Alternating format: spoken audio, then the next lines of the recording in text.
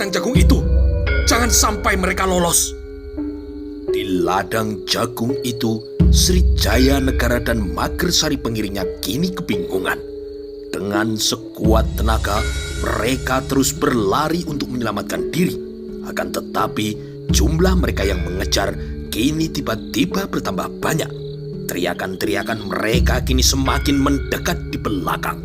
Hingga tiba-tiba dengan entah bagaimana caranya, dua orang lelaki bertubuh kekar datang menghadang.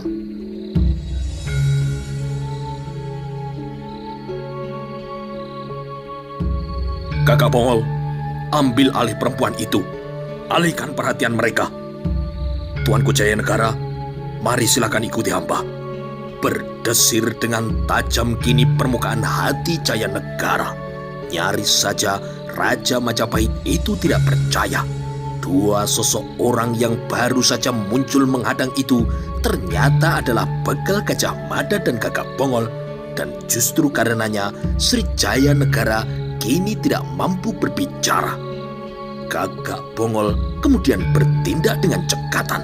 Nyai Buyut yang sudah mulai tersadar kini diambil alih. Gagak Bongol segera berlari kemudian diikuti oleh Magersari. Tanpa banyak bicara, begal Gajah Mada menggelandang Sri Jaya Negara dan kemudian membawanya berlari menuju ke arah yang lain. Dengan cekatan, begal Gajah Mada menyibak ladang jagung itu dengan tanah yang berlumpur.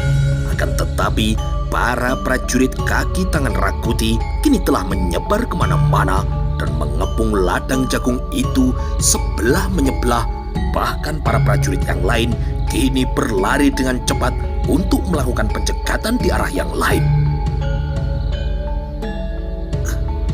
Bagaimana Gajah Mada? Sri Jaya Negara kini terlihat cemas. Gajah Mada kemudian memperhatikan keadaan dengan cermat. Menilik suara teriakan-teriakan yang dilakukan oleh para prajurit kaki tangan Rakuti itu, begal Gajah Mada mampu menafsirkan keadaan. Gajah Mada melihat tidak ada peluang atau ruang yang bisa dilewati untuk meloloskan diri. Ketika Gajah Mada melangkah, tiba-tiba kakinya terbenam ke dalam tanah yang berlumpur. Beberapa saat lamanya Gajah Mada terdiam untuk memisahkan pikiran guna menemukan gagasan. Sejenak kemudian Gajah Mada manggut-manggut dan Sri Jaya Negara kini menjadi heran ketika tiba-tiba melihat Gajah Mada menggali lumpur seperti bocah kecil yang bermain tanah. Jaya Negara kini semakin terheran-heran saat dimana Gajah Mada kemudian melumuri tubuhnya dengan tanah yang berlumpur itu. Silakan tuanku berbaring, kata Gajah Mada. Apa? Tanya Jaya Negara dengan kaget. Silakan tuanku berbaring, jawab Gajah Mada dengan tegas. Meskipun masih belum paham dengan apa sebenarnya yang akan dilakukan oleh begal Gajah Mada, Sri Jaya Negara mengikuti saja perintah itu. Sri Jaya Negara kemudian segera membaringkan diri di tanah yang berlumpur yang baru saja digali oleh Gajah Mada, kemudian menguruk tubuhnya dengan tanah yang berlumpur. Mohon maaf, tuanku harus bertahan. Bahkan seandainya mereka menginjak-injak tubuh tuanku harus tetap bertahan. Jangan bersuara dan juga jangan bergerak. Bahkan juga jangan bersin, kata Gajah Mada. Sri Jaya Negara mulai mengerti dengan apa yang dikehendaki oleh begal Gajah Mada. Begal Gajah Mada yang merasa belum puas kini terus meluruminya dengan lumpur hingga membentuk sebuah gundukan. Gajah Mada kemudian melakukan hal yang serupa untuk dirinya sendiri. Pimpinan pasukan khusus Bayangkara itu kemudian berguling-guling di tanah serta membungkus dirinya dengan lumpur pula. Hanya sejenak kemudian segenap prajurit kaki tangan Rakuti telah berdatangan menyibak ladang jagung itu. Apa yang diucapkan oleh pimpinan pasukan Bayangkara itu kini benar dan menjadi kenyataan. Sri Jaya Negara harus menahan dirinya untuk tidak berteriak ketika mereka yang menerobos ladang jagung itu mulai menginjak-injak tubuhnya. Beberapa saat lamanya, ladang jagung itu diaduk-aduk. Rakuti kini benar-benar dibuat penasaran. "Apa yang terjadi?" tanya Rakuti. Rayuyu kini juga tidak kalah heran. "Ladang jagung ini telah dikepung dengan rapat," kata Rayuyu. "Tetapi mana mereka?" Dua orang prajurit kemudian berlarian melintas. "Hei, apakah berhasil ditemukan?" "Belum, tuanku," jawab prajurit itu. Rakuti kini benar-benar menjadi jengkel. Setelah kegagalan demi kegagalan yang dialaminya, haruskah kini kegagalan itu kembali terulang? "Mereka masih di ladang jagung ini. Ayo dicari sekali lagi. Cepat laksanakan." Perintah itu kemudian segera diterjemahkan dengan sangat baik. Para prajurit kini berlarian untuk melakukan pemeriksaan dengan menyisir ladang jagung itu. Seorang prajurit bahkan menemukan sebuah gagasan. Ladang jagung itu kemudian dibabati hingga ke pangkal batangnya yang segera kemudian diikuti oleh para prajurit yang lain. Hanya sejengkal dari tempat di mana Rakuti berdiri, Srijaya Negara menahan nafas dan rasa gatalnya. Apa yang dikatakan oleh Begal Gajah Mada nyaris kini menjadi kenyataan. Srijaya Negara berusaha dengan sekuat tenaga untuk tidak bersin. Meskipun rasa gatal itu kini telah menggoda lubang hidungnya. Sebaliknya dengan Gajah Mada, pimpinan pasukan Bayangkara itu justru diuntungkan dengan perbuatan para prajurit kaki tangan Rakuti yang telah membabati pohon jagung itu. Batang-batang jagung itu kini justru menguruk dan menyamarkan persembunyiannya dengan sangat sempurna. Rakuti kini gemetar menahan amarah. "Bagaimana ini? Bagaimana cara mereka meloloskan diri? Bukankah mereka tadi terlihat telah memasuki ladang jagung ini? Lalu mengapa mereka lenyap? Apakah mereka menggunakan ilmu panglimunan?" Kalimat demi kalimat yang diucapkan oleh Rakuti itu disimak dengan seksama para prajurit pendukungnya. Pada dasarnya, tidak seorang pun yang bisa mengerti atau membayangkan dengan cara bagaimana buronan itu bisa menghilang. Padahal mereka tadi sudah terkepung dengan rapat. Apa yang diucapkan oleh Rakuti itu disimak pula oleh Begal Gajah Mada dan Srijaya Negara yang telah membenamkan diri pada gundukan tanah yang berlumpur. Jika akhirnya persembunyian ini ketahuan, apa boleh buat? Aku harus bertindak dengan cepat. Sekali meloncat, aku harus berhasil meringkus Rakuti dan kemudian menyanderanya, kata Gajah Mada dalam hatinya. Rakuti kini termenung untuk beberapa saat lamanya. Pada saat yang demikian itulah seorang prajurit berlari-lari mendekat. Obor nyaris padam kini dalam genggamannya. "Apa yang kau temukan?" Prajurit itu kemudian berdiri tegak di depan Rakuti. "Mereka tidak ada di ladang ini lagi, tuanku. Hamba menemukan jejak-jejak meninggalkan ladang jagung ini." "Edan, secepat itukah? Kemana arah mereka?" "Ke sana, tuanku," jawab prajurit yang berkemampuan untuk melacak jejak itu. "Kita kejar mereka," kata Rakuti. Bergegaslah para prajurit kaki tangan Rakuti itu bergerak menuju ke arah yang baru saja ditunjuk oleh pelacak jejak itu. Berebut mereka kini berlarian. Akan tetapi sesungguhnya Rakuti tetap sulit menerima kejanggalan itu. Baginya sulit untuk memahami bagaimana buronan yang terjebak di ladang jagung itu seperti masih bisa meloloskan diri.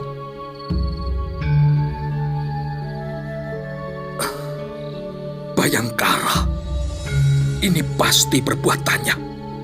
Bisa jadi ini adalah semacam jebakan atau umpan seperti yang telah terjadi sebelum-sebelumnya, desis Rakuti dalam hatinya. Gajah Mada kemudian menggunakan ketajaman pendengarannya untuk membaca keadaan di sekelilingnya.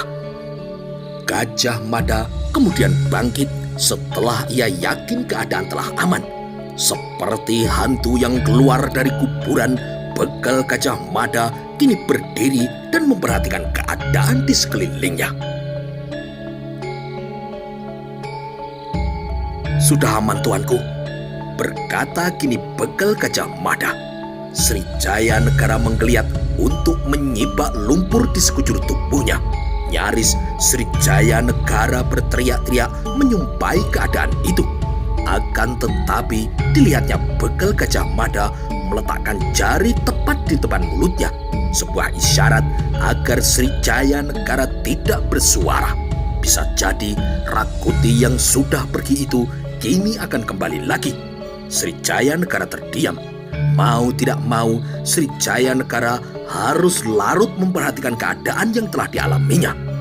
Srijaya Negara merasa apa yang dialaminya kali ini benar-benar sangat luar biasa. Seumur hidupnya, baru kali inilah Srijaya Negara mengalami peristiwa itu.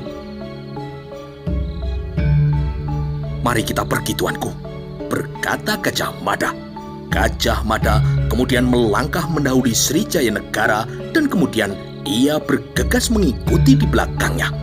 Meski keadaan paling gawat telah berhasil dilalui dengan sangat baik, bekas-bekasnya kini masih mengguncang dada Srijaya Negara. Srijaya Negara berusaha dengan sekuat tenaga untuk mententeramkan diri. Jantungnya kini berlarian dengan sangat kencang. Hingga pada akhirnya Gajah Mada berhenti tepat di bayangan sebuah pohon kelapa. Pimpinan Bayangkara itu berdiam diri untuk beberapa saat. Sesaat kemudian Gajah Mada kemudian bersiul dengan nyaring. Siulan itu kemudian berbalas. Suara melengking nyaring terdengar kini dari beberapa arah. Dari balik bayangan pepohonan, para Bayangkara kemudian berloncatan muncul mengepung Gajah Mada dan Srijaya Negara. Srijaya Negara senang ketika melihat kemunculan mereka. Dalam pengawalan pasukan khusus Bayangkara itu, Srijaya Negara boleh mengesampingkan kecemasannya.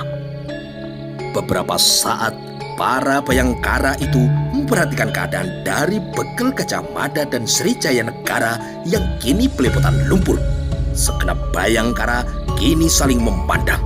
Mereka tidak mampu menyembunyikan rasa geli mereka ketika melihat keadaan dari begal Gajah Mada dan juga Srijaya Negara yang seperti itu, terutama pada Srijaya Negara. Para Bayangkara kesulitan membayangkan bagaimana Gajah Mada bisa meyakinkan rajanya agar mau bermain lumpur. Mula-mula Singoprapen yang tertawa, namun sejenak kemudian disambung oleh tawa dari para Bayangkara yang lain. Srijaya Negara kemudian terpaksa juga ikut tertawa.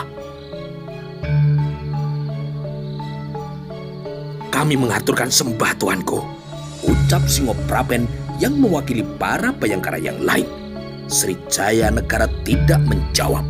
Raja Majapahit yang baru saja digusur dari kalenggahannya itu kini hanya mengangguk. Saat mengangguk itulah segumpal tanah runtuh dari ujung kepalanya.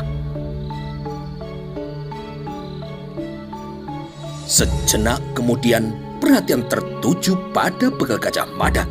Para Bayangkara itu menunggu perintah apa yang akan diberikan oleh pimpinan mereka. Gajah Mada memperhatikan langit, memandang bintang-bintang yang bertaburan di sana. Bukan bintang-bintang yang gemerlapan itu yang mengusik isi hatinya, tetapi keberadaan mata-mata Rakuti yang telah merepotkannya dan membuat sekutur tubuhnya kini merasa risih. Gatal oleh tanah yang berlumpur itu belum seberapa bila dibandingkan dengan perbuatan dari mata-mata Rakuti. Rasanya risih seperti Gajah Mada telah belepotan lumpur. Setelah sekian lama, begal Gajah Mada terdiam tidak mempersoalkannya. Kini ia tidak mau lagi mendiamkan hal itu. Bila semula Gajah Mada berharap akan berhasil menemukan telik sandi itu dengan cara memancing agar ia muncul sendiri di permukaan. Kini kejengkelannya sudah tidak bisa ditahan. Gajah Mada kini harus segera menumpahkan amarahnya. Gajah Mada tidak mau bertele-tele. Di antara kita ada mata-mata Rakuti. Apa yang terjadi saat ini adalah akibat ulah mata-mata yang tidak tahu diri itu. Sebagai Bayangkara, siapapun orangnya yang telah merendahkan diri menjadi kaki tangan Rakuti, yang bersangkutan telah merendahkan martabatnya. Ia adalah orang yang tidak punya harga diri. Manusia yang tidak punya harga diri tidak layak disebut manusia. Karena martabat yang demikian itu sama tingginya dengan martabat binatang. Bagaikan ada hentakan palu, semua yang hadir kini terbungkam. Tidak seorang pun yang berani berbicara. Bahkan Srijaya Negara juga larut dalam ketegangan yang tiba-tiba mengalir. Aku berharap siapapun orangnya yang telah melakukan tindakan tidak terpuji itu segera menyadari kesalahan yang telah diperbuatnya. Rakuti itu seorang petualang yang merusak tatanan. Lihat perbuatannya pada mereka yang telah melakukan PP. Lihat pula keculasannya dalam peperangan yang telah terjadi. Rakuti mengadu domba sana-sini untuk mendapatkan apa yang diinginkannya. Meskipun apa yang dilakukannya itu benar-benar tidak bermartabat, culas dan juga licik. Ia ingin menjadi raja bukan karena ingin membimbing negara ini menuju sebuah negara yang besar. Tetapi semua itu dilakukannya atas dasar keserakahannya. Ia tidak pernah peduli meskipun semua yang diinginkannya itu, ia harus berdiri di atas penderitaan siapapun. Jadi, untuk apa mau menjadi keset ngetimbal Rakuti yang doyan menjarah, merampok dan juga memperkosa? Lalu pertimbangan semacam apa yang mendorong telik sandi itu untuk mau menjadi kaki tangannya? Suasana kini menjadi hening. Semua menyaksikan betapa sangat marah bekal Gajah Mada saat itu. Kemarahan itu seperti tidak bisa ia tahan. Para Bayangkara itu kini saling memandang.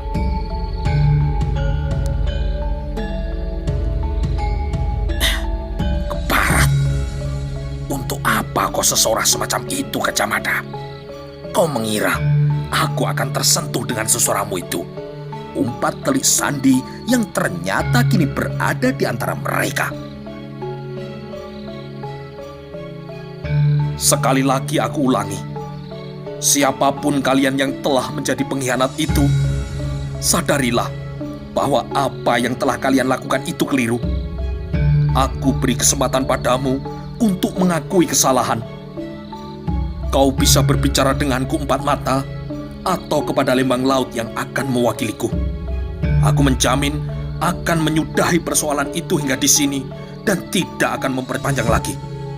Namun sebaliknya, jika siapapun telik sandi itu tetap tidak mau mengakui sampai batas waktu yang telah aku tentukan, maka aku jamin nasibnya akan sama dengan Panji Saprang, mati dengan cara yang sangat hina.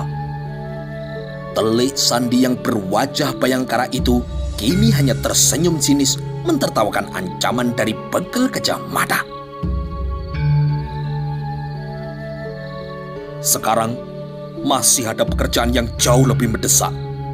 Susul Rakuti itu, bikin mereka kocar-kacir. Untuk pekerjaan ini, aku percayakan kepada lembang laut untuk memimpin perintah lebih khusus. Perintah lebih khusus itu hanya kuberikan kepada lembang laut empat mata. Sekarang berangkatlah. Perintah kini tidak perlu diulangi. Para Bayangkara bergerak dengan cepat. Hanya lembang laut yang kini masih tertinggal untuk menerima perintah khusus yang akan diberikan oleh bekal Gajah Mada.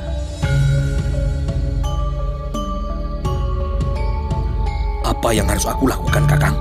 Bertanya lembang laut dengan nada yang rendah. Gajah Mada kini memandang lembang laut tidak berkedip. Aku tidak percaya Gagak Bongol itu mata-mata. Tetapi itu tidak berarti Gagak Bongol tidak melakukan kecerobohan yang telah menyebabkan pemberontak itu mampu mengendus tempat persembunyian yang telah kupilih di Kebuyutan Mojo Agung ini. Aku perintahkan kepadamu secara khusus untuk menemukan telik sandi itu. Setidak-tidaknya dengan mempersempit lagi orang-orang yang telah kau curigai. Kau paham? Lembang Laut mengangguk.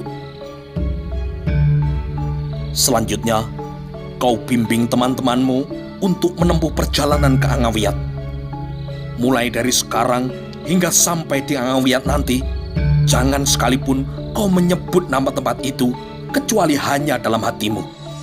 Bimbing teman-temanmu ke sana tanpa harus mengucapkan kemana kau harus pergi.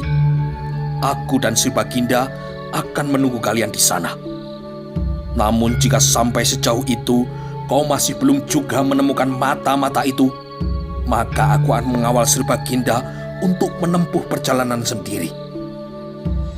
Nantinya aku akan ke suatu tempat yang aku tidak perlu menyebutkan kepadamu di mana. Di Angawiyat aku akan memberi petunjuk arah kepadamu. Lembang Laut kini mengangguk. Sekarang pergilah, perintah Gajah Mada. Lembang Laut kemudian memberikan penghormatan kepada Sri Jayanegara. Sri Jayanegara tidak berkata apapun. Ia kini hanya mengangguk. Langit yang begitu bersih, bintang-bintang kini gemerlapan. Gajah Mada dan Sri Jayanegara tidak pernah bosan untuk memandanginya. Dalam kesempatan khusus, Gajah Mada pernah penasaran seperti apakah wujud bintang yang bercahaya kerlap-kerlip itu seandainya ada kemampuan untuk mendekatinya dan kalau perlu menghitung berapa jumlahnya.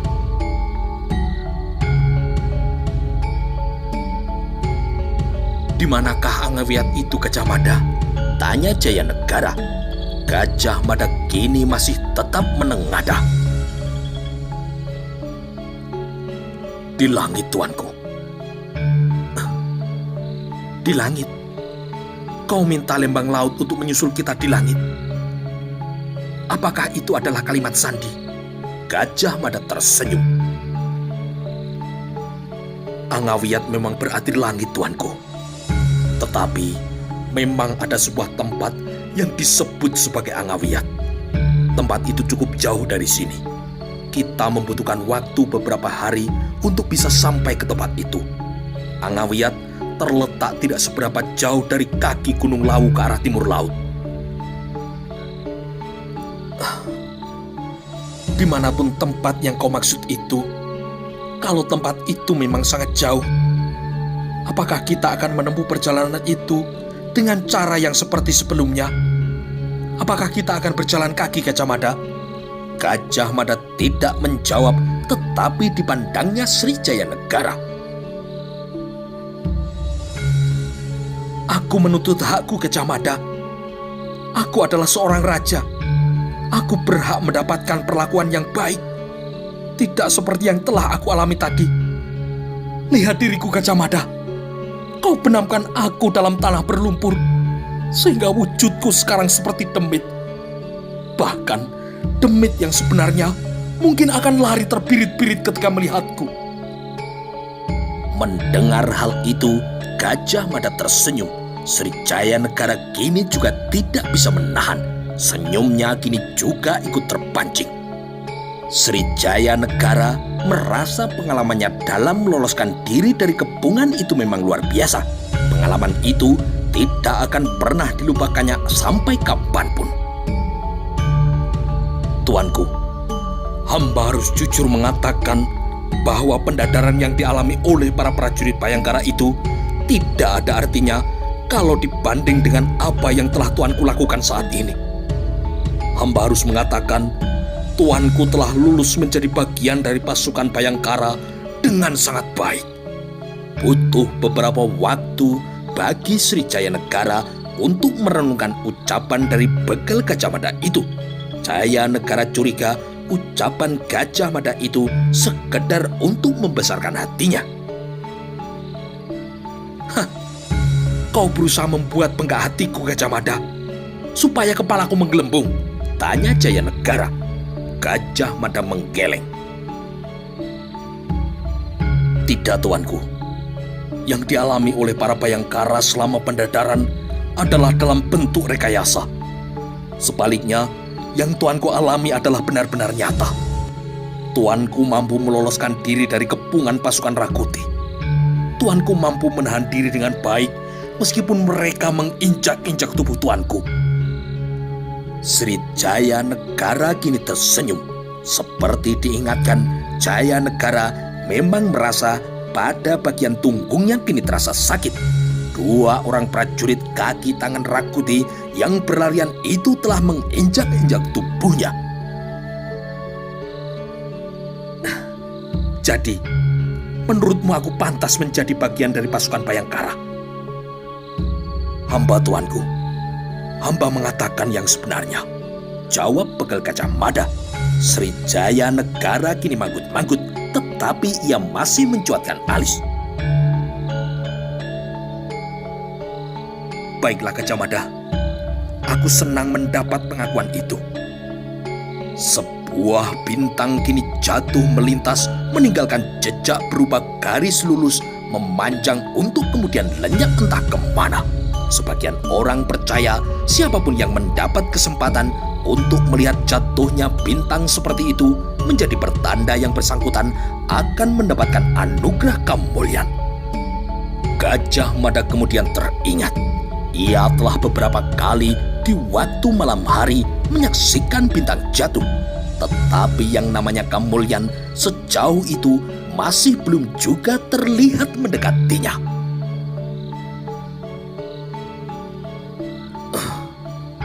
Karena tuanku sekarang adalah bagian dari pasukan Bayangkara, maka sekarang mari kita lanjutkan perjalanan ini dengan cara Bayangkara. Gajah Mada melangkah. Sri Jayanegara kini termangu sejenak dan sesaat tersadar Jayanegara kemudian bergegas menyusul. Tunggu Gajah Mada. Apa yang kamu maksud dengan cara Bayangkara? Sri Jayanegara bertanya. Dalam menempuh perjalanan, Bayangkara tidak pernah ada yang ditandu tuanku. Jawaban itu membuat Sri Jayanegara terpaku. Sejenak Sri Jayanegara terhanyak, tetapi kemudian tawanya muncrat berderai. Dengan terpingkal-pingkal, Kolo Kemet kini tertawa geli atau mentertawakan dirinya sendiri. Gajah Mada pun kini juga ikut tertawa. Bahkan keduanya tertawa meledak bersama-sama. Gajah Mada ingat, belum pernah Kolo Kemet tertawa terpingkal-pingkal begitu lepas seperti kali ini. Sesaat kemudian mereka kemudian melanjutkan perjalanannya. Ketika perjalanan itu akhirnya terhadang oleh sebuah sungai, Sri Jayanegara kemudian ambyur. Seperti orang yang kehilangan masa kanak-kanak yang bahagia, Sri Jayanegara membalas dendam dengan berenang-renang sepuasnya. Begal Gajah Mada hanya memperhatikan keadaan sejenak. Ketika merasa aman, Begal Gajah Mada kemudian juga ikut menceburkan diri, melarutkan segala macam lumpur yang kini melekat di tubuhnya. Sejenak, Begal Gajah Mada mampu melupakan apa yang tengah terjadi. Sesekali, Kolo Kemet menenggelamkan diri dan kemudian menciprat-cipratkan air. Sri Jayanegara kini merasa aneh. Untuk pertama kalinya sepanjang hidupnya, ia menemukan kegembiraan yang aneh. Kegembiraan itu sebelumnya belum pernah diperolehnya. Gajah Mada hanya memperhatikan saja apa yang kini dilakukan oleh rajanya. Namun tiba-tiba pimpinan pasukan Bayangkara itu terdiam oleh sesuatu yang menyentuh gendang telinganya. Begal Gajah Mada kemudian segera bergerak untuk mendekati Sri Jayanegara. Gajah Mada segera memberi isyarat kepada Jayanegara untuk tidak bersuara. Sejenak kemudian terdengar suara yang melengking, sebuah siulan dengan tanda-tanda khusus. Siulan itu ternyata berbalas. Gajah Mada yang semula tegang kini tersenyum. Tanda-tanda khusus pada siulan itu sangat amat dikenalinya. Justru itu karena Gajah Mada yang telah menciptakan siulan dengan cara yang khusus itu untuk alat berhubungan yang disamarkan sedemikian rupa. "Siapa?" bisik Jayanegara. Di wajah Raja Majapahit itu kini membayang kecemasan. "Mereka bayang ke arah tuanku," jawab Gajah Mada. Meskipun demikian, Gajah Mada meminta untuk Sri Jayanegara tetap bersembunyi sambil menunggu apa yang akan terjadi. Gajah Mada kemudian segera membawa Sri Jayanegara menepi dan melenyamkan diri di antara rembutan. Sejenak kemudian, Bekel Gajah Mada melihat dua orang muncul dari arah utara. Dengan bergegas, ia berjalan menuju ke arah selatan. Gajah Mada melihat di arah selatan juga muncul 3 sosok orang. Salah seorang yang baru muncul dari arah selatan itu terdengar batuk-batuk. "Ki Buyut," bisik Gajah Mada memberitahu Sri Jayanegara. Sri Jayanegara kini kaget. "Ki Buyut Mojo Agung?" Sri Jayanegara balas bertanya. "Iya tuanku." "Syukurlah." Beberapa saat lamanya Sri Jayanegara merasa bersalah dan cemas memikirkan nasib Ki Buyut Mojo Agung. Sepeninggalnya, Sri Jayanegara membayangkan nasib Ki Buyut tentu akan sangat buruk. Rakuti tentu akan melemparkan tubuh orang tua itu ke dalam kobaran api yang membakar pendopo rumahnya. Dari balik gerumbul, Bekel Gajah Mada melihat 2 orang muncul dari arah utara serta 3 orang yang muncul dari arah selatan itu kemudian bertemu dan berbicara. Terlihat dari mimik wajah mereka, pembicaraan itu kelihatannya sangat penting. Setelah merasa menemukan simpulan atas apa yang telah terjadi, Bekel Gajah Mada kemudian bersiul dengan nyaring. Suaranya melengging dengan nada yang khas. Suara itu kini mengejutkan mereka. Pembicaraan yang berlangsung itu pun kini terhenti. Sekali lagi Gajah Mada kemudian bersiul. Gajah Mada memang bermaksud untuk menggoda. 2 orang dari mereka kini bergegas menuju ke arah yang diperkirakan menjadi sumber suara siulan itu. Gajah Mada kemudian mengajak Sri Jayanegara membenamkan diri dan bersembunyi di antara gerumbul rumput. 2 orang itu kini kebingungan. Pada jarak yang amat dekat, mereka berdiri menebarkan pandangan. Salah seorang dari mereka kini bersiul membelah malam dengan harapan siulan itu akan mendapat balasan. Tetapi siulan itu tetap tidak juga berbalas. Bekel Gajah Mada kini bermaksud untuk melanjutkan menggoda. Tetapi Sri Jayanegara tidak mampu menahan diri dan kemudian Jayanegara bersin. 2 orang itu kini terlonjak kaget dan serentak mencabut senjata di pinggangnya. Gajah Mada tidak mampu menahan dan kemudian akhirnya tertawa.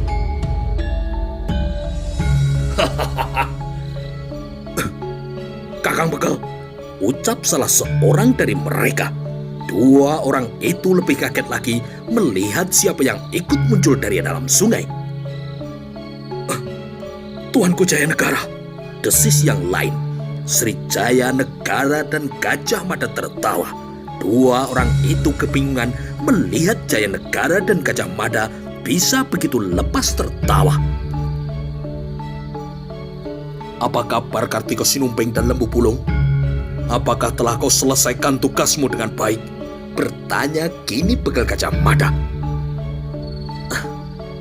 "Tugas telah kami selesaikan dengan baik, Kakang Bekel," Kartiko Sinumbing menjawab. "Saat kami hendak kembali ke kota raja, kami berpapasan dengan rombongan Rakuti yang berpacu bagai orang yang dikejar demit. Kami kemudian langsung mengambil simpulan bahwa mereka memburu Kakang dan Sri Baginda. Itulah sebabnya kami kemudian menyusul kemari. Kami telah berhasil menyelamatkan Ki Buyut dan kemudian menceraikan kuda-kuda mereka." Gajah Mada tersenyum dengan senang. Gajah Mada merasa puas memperoleh laporan itu. Sekali lagi Gajah Mada bersiul dengan nyaring. Tiga orang yang masih menunggu di sebelah selatan kemudian segera ikut bergabung. Sebagaimana Kartiko Sinumping dan Lembu Pulung, Panjang Sumprit dan Joyoboyo juga tidak kalah kaget ketika bertemu dengan Srijaya Negara dan Begal Gajah Mada di tempat yang asing itu. Apalagi mereka melihat Begal Gajah Mada dan Srijaya Negara keluar dari sungai dengan tubuh yang basah kuyup. Srijaya Negara kini bergegas mendekati Ki Buyut dan kemudian memegang pundaknya. Tidak ada sepatah kata pun yang terucap dari mulutnya. Namun Srijaya Negara merasa sangat bersyukur karena apa yang dicemaskan dalam menimpa Ki Buyut Mojo Agung itu tidak terjadi. Seperti membaca kecemasan yang membayang di wajah Ki Buyut, Gajah Mada kemudian ikut menepuk pundaknya.